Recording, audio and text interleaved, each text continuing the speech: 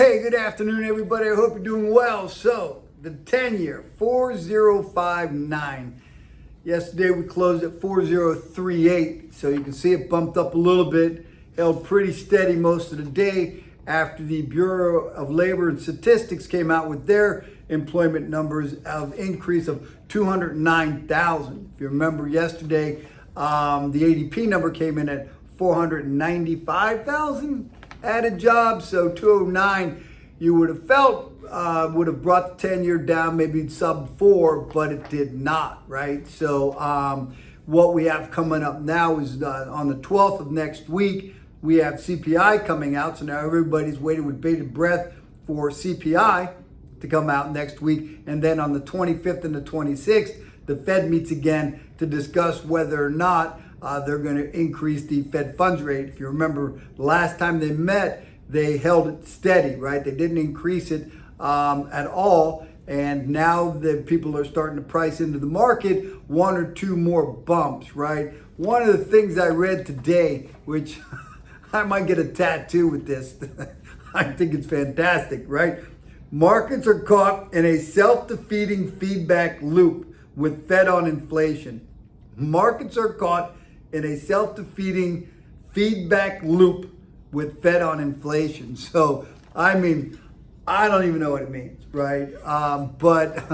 Seriously, it just feels that way, right? You know, inflation is everything, right? Everything we're thinking about is, if we pull this lever and this lever, what impact will it have on inflation? So now we have a jobs number where I think they even revised numbers for the previous months where the numbers show that the employment situation is jobs are decreasing, right? But they still say that it's brisk, right? However, one of the things that did tick up was the pay, right? So people are, making a little bit more money for doing the same type of work. And the inflation number, which they're trying to get down to 2%, whether or not that's even realistic. So again, I really truly believe that some of the measures that we use for how the economy is doing, what we're using for inflation numbers and that type of thing, and employment numbers, really, more importantly, is the employment number. Are we using the right measurements? Or can we even measure them in today's world with all the, Lyft jobs, the Uber jobs, the online jobs that people don't even bring up, right?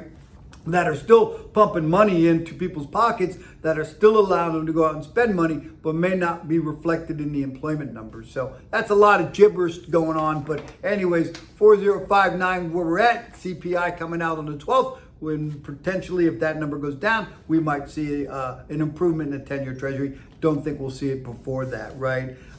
That's it.